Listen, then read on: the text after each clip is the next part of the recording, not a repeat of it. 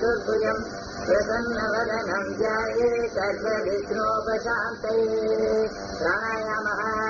ॐ भूर्भुवस्सुवः तत्सवितुर्वरेण्यं भर्गो देवस्य धीमहि धियो यो नः प्रचोदयात्। संकल्पः ममोपात्त समस्त द्विदक्षयद्वारा श्री परमेश्वर प्रीत्यर्थं हरिष्यमाणस्य कर्मणः निर्विघ्नेन परिसमाप्त्यर्थम् आदौ विघ्नेश्वर पूजां करिष्ये। ब्रह्मलोका साधेशाधेशा आलोका लोकपर्वतात् ये वसन्ति द्विजा देवास्तेभ्यो नित्यं नमो नमः। आसन पूजा। पृथिव्या मेरुपृष्ठ ऋषिः सुतलं छन्दः कूर्मो देवता पृथ्वी स्वया धृता लोका देवी त्वं विष्णुना धृता त्वं च धारय मां देवी पवित्रं च आसनं कुरु। घंटा पूजा। जयत्वनि मंत्रमातः स्वाहा। आगमार्थं तु देवानां गमनार्थं तु रक्षसां गण्डारवं करोत्यादौ देवतायानकारणं गण्डानादं कृत्वा विघ्नेश्वर पूजा।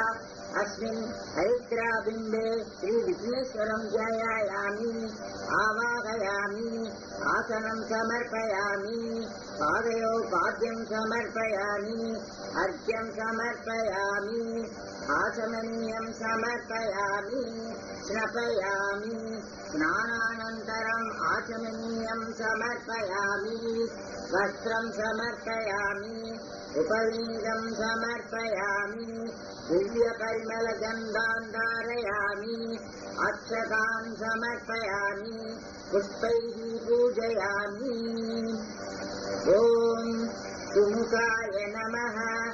ॐ एकदन्ताय नमः। ॐ कपिलाय नमः। ॐ गजकर्णकाय नमः। ॐ लम्बोदराय नमः। ॐ विकटाय नमः। ॐ विघ्नराजाय नमः। ॐ विनायकाय नमः। ॐ धूमकेतवे नमः। ॐ गणाध्यक्षाय नमः। ॐ फालचन्द्राय नमः। ॐ गजाननाय नमः। ॐ वक्रतुण्डाय नमः। ॐ शूर्पकर्णाय नमः। ॐ हेरम्बाय नमः। ॐ स्कन्दपूर्वजाय नमः। ॐ सिद्धिविनायकाय नमः। ॐ श्रीमहागणपतये नमः।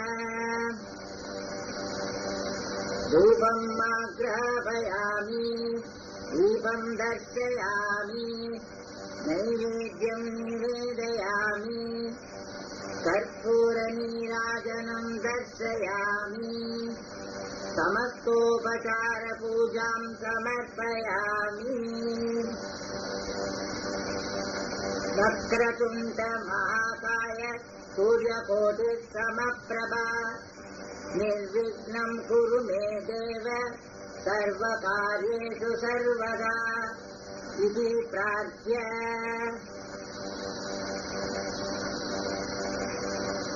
प्राणायामः। ॐ भूर्भुवस्सुवः तत्सवितुर्वरेण्यं भर्गो देवस्य धीमहि धियो यो नः प्रचोदयात्।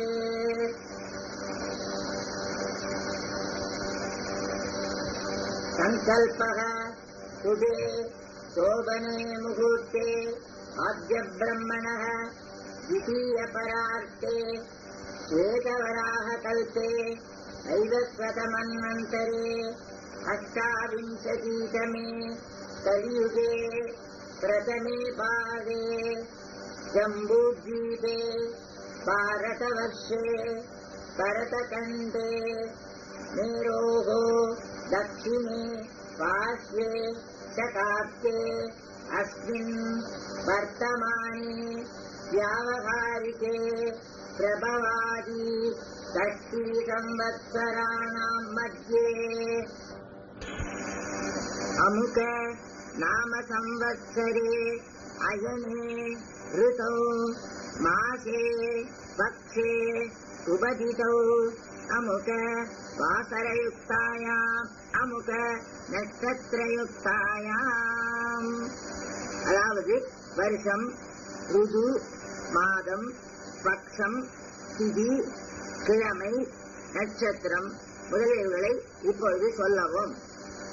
சுபயோக சுபகரண சகல விசேஷண விசிஷ்டாயாம் அஸ்யாம் சுபதிதோ மமோபாக்த சமஸ்த துரிதக்ஷயத்வார श्री परमेश्वर प्रीत्यर्थम् अस्माकम् सहकुटुम्बानाम् क्षेमस्थैर्य वीर्य विजय आयुरारोग्य ऐश्वर्याणाम् अभिवृद्ध्यर्थम् समस्त मङ्गलावाप्त्यर्थम् समस्त दुरिदोपशान्त्यर्थम् वरलक्ष्मी அல்லது ஸ்வர்ண கௌரி எதா இருந்தாலும் எந்த பூஜையாய் இருந்தாலும் அந்த பூஜையை சொல்லிக் கொள்ளவும். பிரசாதம் சித்தியர்த்தம் யாவத் சக்தி தியானாவகனாதி ஷோடசோபசார பூஜாம் கரிஷ்யே. நாம் எந்த பூஜையை சொல்கிறோமோ அதை அந்த இடத்தில் சொல்ல வேண்டும்.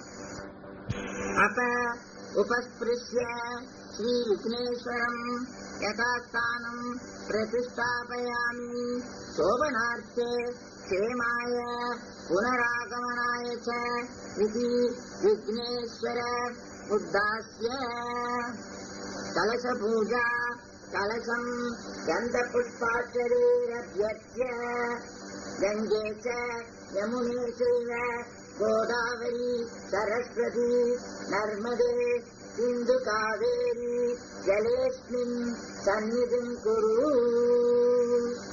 பாத்திரத்தில் தண்ணீர் வைத்துக் கொண்டு அதில் ஒரு பூவை போட்டு இந்த ஸ்லோகத்தை சொல்லவும். கங்காயே நமः யமுனாயே நமः கோதாவரியே நமः சரஸ்வத்யை நமः நர்மதாயை நமः சிந்தவே நமः காவேர்யை நமः புஷ்பைः பூஜயாமி. சங்க பூஜா கலசோதகேன சங்கம் பூரயித்வா त्वं पुरा सागरोत्पन्नो विष्णुना विधृतकरे देवैश्च पूजितः सर्वैः पाञ्चजन्य नमोस्तुते. शङ्खजलेन पूजोपकरणानि द्रव्याणि आत्मानं च त्रिः प्रोक्ष्य पुनः शङ्खं पूरयित्वा आत्मपूजा देहो देवालयः प्रोक्तो जीवो देवः सनातनः त्यजे अज्ञान निर्माल्यम् सोऽहम् भावेन पूजयेत्. कीटपूजा ॐ सकल गुणात्म शक्तियुक्ताय योगपीठात्मने नमः. आधारशक्त्यै नमः. मूलप्रकृत्यै नमः. आदिवराहाय नमः. आदिकूर्माय नमः. अनन्ताय नमः. पृथिव्यै नमः. आदित्याय नवग्रहदेवताभ्यो नमः. दशदिग्बालेभ्यो नमः. गुरुर्ज्ञानम् गुरुर्ब्रह्मा गुरुर्विष्णु गुरुर्देवो महेश्वरः गुरुः साक्षात् परब्रह्म तस्मै श्रीगुरवे नमः. श्रीगुरुं ध्यायामि. प्राणप्रतिष्ठा प्रतिमासु देवताम् ध्यात्वा प्राणप्रतिष्ठां कुर्यात्. अस्य श्री प्राणप्रतिष्ठा महामन्त्रस्य ब्रह्मविष्णुमहेश्वरा ऋषयः ऋषिजुस्साम अथर्वणानि छन्दांसि सकल जगत् सृष्टिस्थिति संहारकारिणी प्राणशक्तिः परा देवता. आम् बीजम् ह्रीं शक्तिः क्रों कीलकम् आम् अङ्गुष्ठाभ्याम् नमः. ह्रीं दर्जनीभ्याम् नमः. क्रों मध्यमाभ्याम् नमः. आम् अनामिकाभ्याम् नमः. ह्रीं वृश्चिकाभ्याम् नमः क्रों करतलकरपृष्ठाभ्याम् नमः आं हृदयाय नमः श्रीं शिरसे स्वाहा क्रों शिखाय वसते आं कवचाय हुं श्रीं नेत्रत्रयाय वौषते क्रों अस्त्राय पते ऊर्ध्वस्तु वरोमिति दिग्बन्धः ध्यानम् रक्ताम्बोदिष्टपातोल्लसदरुण सरोजाधिरूढाकराब्जैः पाशं कोदण्डमिक्षुर्भवमलिगुण मध्यं कुशं पञ्चबाणा बिभ्राणाश्रुतपालम् त्रिनयनलसिता वीरवक्षोरुभाज्या देवी बालार्कवर्णा भवतु सुखकरी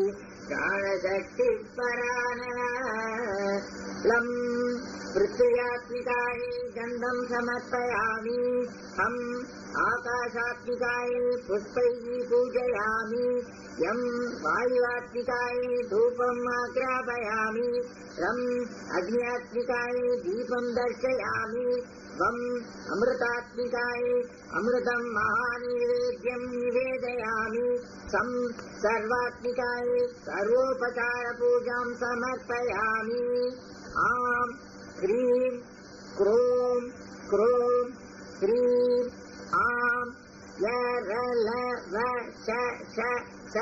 ॐ हंसः सोऽहम् हंसः अस्यां मूर्तौ दिवस्तिष्ठतु अस्यां मूर्तौ सर्वेन्द्रियाणि मनस्तच्चक्षुः श्रोत्र जिह्वा घ्राण वाक् पाणिपाद वायुपस्थाख्यानि प्राणापान यानोदान समानाश्चागत्य सुखं चिरं तिष्ठन्तु स्वाहा असुनीते पुनरस्मासु चक्षुः पुनः प्राण निगनौ देहि भोगम् द्योपश्येम सूर्य मुच्चरन्तम् अनुमते प्रलया न स्वस्ति पञ्चदश संस्कारार्थम् 15 वारम्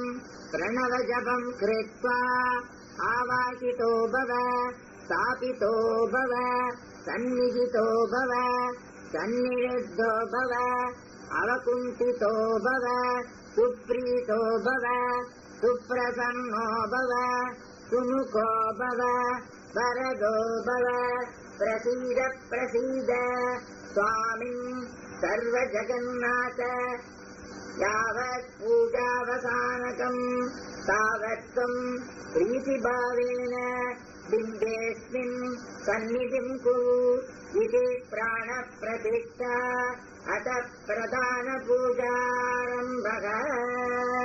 இதற்கு பிறகு பிரதான பூஜையை ஆரம்பிக்கவும். பிரளய சதுர்த்தி சித்தி விநாயக பூஜா भाद्रपदे मासी शुक्लपक्षे चतुर्थ्याम् मध्याह्ने कार्यमिदम् व्रतम् शुक्लाम्बरधरम् विष्णुम् शशिवर्णम् चतुर्भुजम् प्रसन्नवदनम् ध्याये सर्वविघ्नोपशान्तये प्राणायामः ओम् भूर्भुवस्वरोम् तत्सविदुर्वरेण्यम् भर्गो देवस्य धीमहि धियो यो नः प्रचोदयात् संकल्पः शुभे शोभने मुहूर्ते अस्मिन् शुभतिथौ मम जन्माभ्यासात् जन्म प्रभृति एतच्चन पर्यन्तम् मध्ये सम्भावितानाम् सर्वेषाम् पापानाम् सद्यः अपनोदनार्थम् अस्माकम् सह कुटुम्बानाम् क्षेमस्थैर्य वीर्य विजय आयुरारोग्य ऐश्वर्याभिवृद्ध्यर्थम् समस्तमङ्गलावाप्यर्थम् समस्तदुरितोपशमनार्थम् सिद्धिविनायकपूजाम् करिष्ये. இதற்கு பிறகு பூர்வாங்க பூஜையை முடிக்கவும். பூர்வாங்க பூஜையை முடித்த பிறகு करिष्ये गणनाथस्य व्रतम् सम्पत्करम् शुभम् भक्तानामीष्टवरदम् सर्वमङ्गलकारणम् एकदन्तम् शूर्पकर्णम् गजवक्त्रम् चतुर्भुजम् पाशाङ्कुशधरम् देवम् ध्यायेत् सिद्धिविनायकम् ध्यायेत् गजाननम् देवम् सप्तकाञ्चनसन्निभम् चतुर्भुजम् महाकायम् सर्व आभरणभूषितम् सिद्धिविनायकम् ध्यायामि। अत्रागच्छ जगत्वन्द्य सुरराजार्चितेश्वर अनाथनाथ सर्वज्ञ गीर्वाणासुरपूजित गणानाम् सा गणपतिगम् अवामये कविम् कवीना उपमश्रवस्तमम् ज्येष्ठराजम् ब्रह्मणाम् ब्रह्मणस्पत आनश्रन्मन्नोतिभिः श्रीदसादनम् सिद्धिविनायकमावाहयामि। अनेकरत्नखचितम् मुक्तामणिविभूषितम् रत्नसिंहासनम् चारु गणेश प्रतिगृह्यताम् सिद्धिविनायकाय नमः आसनम् समर्पयामि। गौरीपुत्र नमस्तेस्तु भूवा पद्मादिसंयुतम् भक्त्या पाद्यम् मया दत्तम् गृहाण गिरदानन सिद्धिविनायकाय नमः पाद्यम् समर्पयामि। सिद्धार्थ यव दूर्वादी गन्ध पुष्पाक्षरैर्युतम् तिलपुष्पसमायुक्तम् गृहाणार्घ्यम् गजानन सिद्धिविनायकाय नमः अर्घ्यम् समर्पयामि। कर्पूरागरुपुष्पैः च वासितम् विमलम् जलम् भक्त्या दत्तम् मया देव कुरुष्वाचमनम् प्रभो सिद्धिविनायकाय नमः आचमनीयम् समर्पयामि। दध्याज्य मधुसंयुक्तम् मधुपर्कम् मया कृतम् गृहाण सर्वलोकेश गजवक्त्र नमोऽस्तुते सिद्धिविनायकाय नमः मधुपर्कम् समर्पयामि। मध्वाज्य शर्करायुक्तम् दधिक्षीर समन्वितम् पञ्चामृतम् गृहाणेदम् भक्तानाम् इष्टदायक सिद्धिविनायकाय नमः पञ्चामृतम् समर्पयामि। गङ्गादि पुण्य पानीयैः गन्ध पुष्पाक्षदैर्युतैः स्नानम् कुरुष्व भगवन् उमापुत्र नमोऽस्तुते सिद्धिविनायकाय नमः स्नानतीर्थम् समर्पयामि। तत्पुरुषाय विद्महे चक्रतुण्डाय धीमहि तन्नो दन्ति प्रचोदयात्। दशवारम् जपित्वा स्नानान्तरम् आचमनीयम् समर्पयामि। रक्तवस्त्रद्वयम् देव राजादिपूजित भक्त्या दत्तम् गृहाणेदम् भगवन् अरनन्दन सिद्धिविनायकाय नमः वस्त्रयुग्मम् समर्पयामि। राजतम् ब्रह्मसूत्रम् च काञ्चनम् श्रोत्तरीयकम् गृहाण चारु सर्वज्ञ भक्तानाम् इष्टदायक सिद्धिविनायकाय नमः उपवीदम् समर्पयामि। चन्दनागरु कर्पूर कस्तूरी कुङ्कुमान्वितम् विलेपनम् सुरश्रश्च प्रीत्यर्थम् प्रतिगृह्यताम् सिद्धिविनायकाय नमः गन्धम् समर्पयामि। अक्षताम् धवलान् दिव्यान् शालीयानक्षतान् शुभान् हरिद्राचूर्ण संयुक्तान् सङ्गृहान् गणाधिप सिद्धिविनायकाय नमः अक्षतान् समर्पयामि। सुगन्धीनि च पुष्पाणि जाजी कुन्दमुखानि च 21 सङ्ख्यानि गृहाण गणनायक सिद्धिविनायकाय नमः पुष्पैः पूजयामि। अथ अङ्गपूजा पार्वतीनन्दनाय नमः पादौ पूजयामि। गणेशाय नमः पुष्पौ पूजयामि। जगद्धात्रे नमः गङ्गे पूजयामि। जगत्वल्लभाय नमः जानुने पूजयामि उमापुत्राय नमः उरु पूजयामि विकटाय नमः कटिं पूजयामि गृहाग्रजाय नमः गुह्यं पूजयामि महत्तमाय नमः नेत्रं पूजयामि नाथाय नमः नाभिं पूजयामि उत्तमाय नमः उदरं पूजयामि विनायकाय नमः वक्षः पूजयामि पाशच्चिदे नमः पार्श्वं पूजयामि हेरम्बाय नमः हृदयं पूजयामि कपिलाय नमः कण्ठं पूजयामि स्कन्दग्रजाय नमः स्कन्दौ पूजयामि अरसुताय नमः हस्तान् पूजयामि ब्रह्मचारिणे नमः बाहुं पूजयामि सुमुखाय नमः मुखं पूजयामि एकदन्ताय नमः दन्तौ पूजयामि विघ्ननेत्रे नमः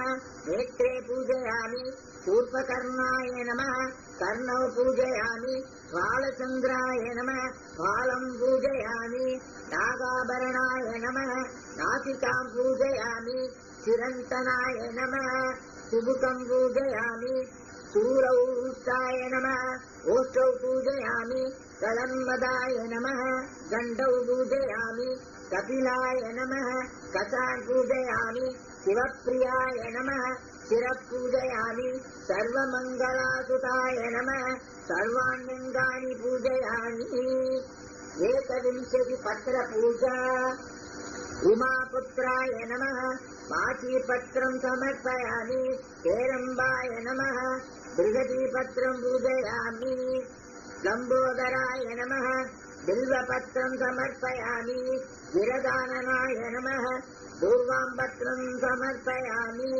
धूमकेतवे नमः दूरदूरपत्रं समर्पयामि बृहते नमः बदरीपत्रं समर्पयामि अपवर्गदाय नमः अपामार्गपत्रं समर्पयामि जयमातुराय नमः तुलसीपत्रं समर्पयामि चिरन्तनाय नमः सूदपत्रं समर्पयामि कपिलाय नमः करवीरपत्रं समर्पयामि विष्णुस्तुताय नमः विष्णुक्रान्तपत्रं समर्पयामि अमलाय नमः आमलकीपत्रं समर्पयामि महते नमः मरुवकपत्रं समर्पयामि सिन्दूराय नमः सिन्दूरपत्रं समर्पयामि गजाननाय नमः जातीपत्रं समर्पयामि गण्डगलन्मदाय नमः गण्डलीपत्रं समर्पयामि शङ्करीप्रियाय नमः शमीपत्रं समर्पयामि भृङ्गराजकटाय नमः भृङ्गराजपत्रं समर्पयामि अर्जुनदन्दाय नमः अर्जुनपत्रं समर्पयामि अर्कप्रभाय नमः अर्कपत्रं समर्पयामि एकविंशति पुष्पपूजा पुष्पताल पूजा చేయాలి पंचास्य गणपते नमः पुन्नागपुष्पं समर्पयामि महागणपतये नमः मन्दारपुष्पं समर्पयामि वीरगणपतये नमः दाडिनी पुष्पं समर्पयामि विश्वक्सेन नमः अकुलपुष्पं समर्पयामि आमोद नमः अमृणालपुष्पं समर्पयामि प्रमथ नमः पाटलीपुष्पं समर्पयामि रुद्र नमः द्रोणपुष्पं समर्पयामि विद्या नमः दूरपुष्पं समर्पयामि विघ्न नमः चम्पकपुष्पं समर्पयामि दुरित नमः रसालपुष्पं समर्पयामि कामितार्थ नमः केतकीपुष्पं समर्पयामि सम्मोह नमः माधवीपुष्पं समर्पयामि विष्णु नमः श्यामकपुष्पं समर्पयामि ईश नमः अर्थपुष्पं समर्पयामि गजास्य नमः चत्वारपुष्पं समर्पयामि सर्वसिद्धि नमः सेवन्तिकापुष्पं समर्पयामि वीर नमः बिल्वपुष्पं समर्पयामि गन्धर्प नमः करवीरपुष्पं समर्पयामि उत्कृष्ट नमः कुन्दपुष्पं समर्पयामि ब्रह्म नमः पारिजातपुष्पं समर्पयामि ज्ञानगणपते नमः जातिपुष्पं समर्पयामि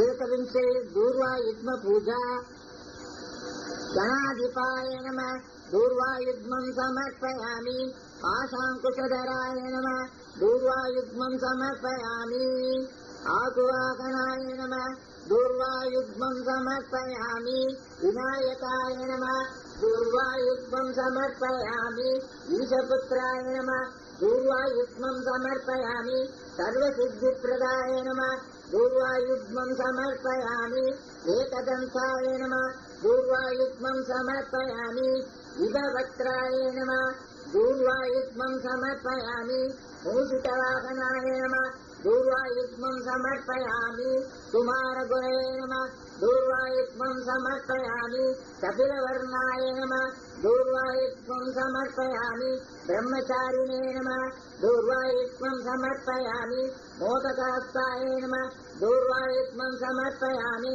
सुरश्रेष्ठाय नमः दूर्वायुग्मं समर्पयामि गजनासिकाय नमः दूर्वायुग्मं समर्पयामि कपित्तबलप्रियाय नमः दूर्वायुग्मं समर्पयामि गजमुखाय नमः दूर्वायुग्मं समर्पयामि सुप्रसन्नाय नमः दूर्वायुग्मं समर्पयामि सुराग्रजाय नमः दूर्वायुग्मं समर्पयामि उमापुत्राय नमः दूर्वायुग्मं समर्पयामि स्कन्दप्रियाय नमः दूर्वायुग्मं समर्पयामि பிறகு அஷ்டோத்தர சதநாம பூஜை செய்ய வேண்டும். பூவோ அச்சடியோ எடுத்துக்கொண்டு 108 சதநாமாவளி சொல்ல வேண்டும்.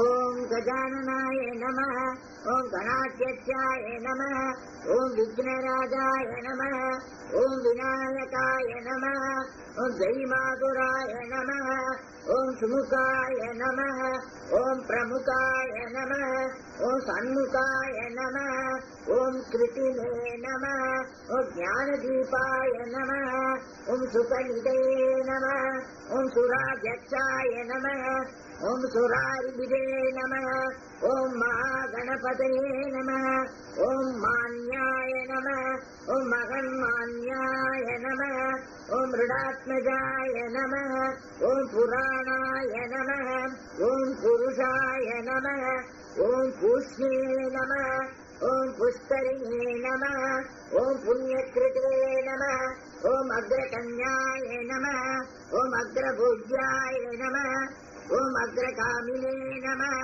ஓம் மந்திரகிருதே நமः ஓம் சாமீகரப்பிரபாய நமः ஓம் சர்வஸ்மை நமः ஓம் சர்வோபாஸ்யாய நமः ஓம் சர்வகர்த்ரே நமः ஓம் சர்வநேத்ரே நமः ஓம் சர்வசித்திப்பிரதாய நமः ஓம் சர்வசித்தாய நமः ஓம் சர்வவந்தியாய நமः ஓம் மகாகாலாய நமः ஓம் மகாபலாய நமः ஓம் சேரம்பாய நமः ஓம் லம்பஜடராய நமः ஓம் பிரஸ்பத்ரீவாய நமः ஓம் மகோதராய நமः ஓம் மதோத்கட்டாய நமः ஓம் மகாவீராய நமः ஓம் மந்திரிணே நமः ஓம் மங்களதாய நமः ஓம் பிரமதார்த்தாய நமः ஓம் பிராஜ்யாய நமः ஓம் பிரமோதாய நமः ஓம் மோதகப்பிரியாய நமः ஓம் திருதிமதே நமः ஓம் மதிமதே நமः ஓம் காமினே நமः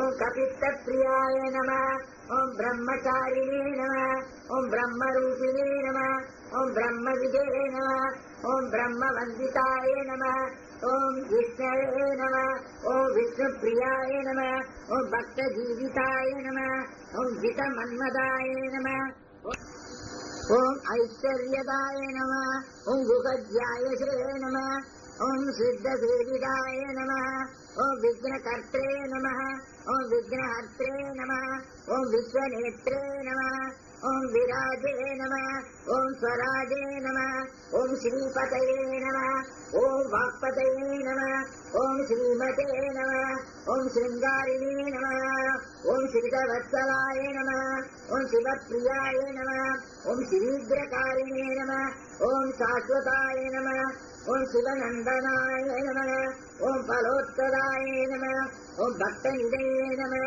ॐ भावगम्याय नमः ॐ भवात्मजाय नमः ॐ मघटे नमः ॐ मङ्गलदायिने नमः ॐ महेशाय नमः ॐ महिताय नमः ॐ सत्यधर्मिणे नमः ॐ सदाधाराय नमः ॐ सत्याय नमः ॐ सत्यपराक्रमाय नमः ॐ शुभाङ्गाय नमः ॐ शुभ्रदन्ताय नमः ॐ शुभदाय नमः ॐ शुभविग्रहाय नमः ॐ पञ्चपादकनाशिने नमः ॐ पार्वतीप्रियनन्दनाय नमः ॐ विश्वेशाय नमः ॐ